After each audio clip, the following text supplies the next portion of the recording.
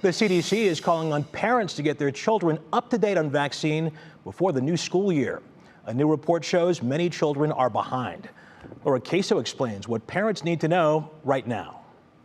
Doctors don't want vaccine-preventable diseases to make a comeback.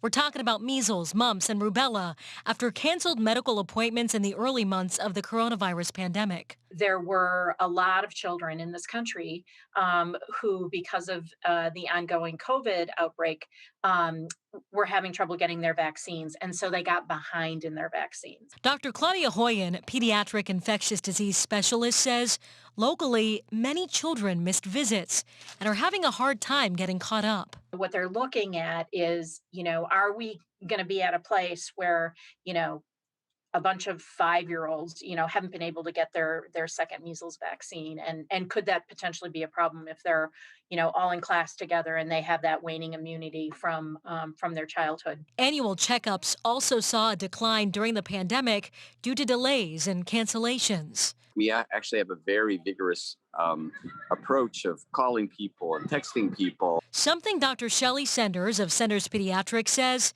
has worked during the pandemic. Many of my colleagues around the country who have noticed that, but we really have not seen that in our practice. Welcome news, and the hope is other children can get caught up. We've had kids had to be out of school for COVID.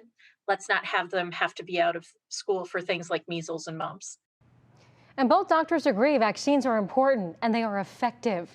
They suggest you talk to your child's healthcare provider as soon as possible if you find that your child has missed any of those vaccines, Russ. Okay, Laura Queso in the newsroom. Thank you.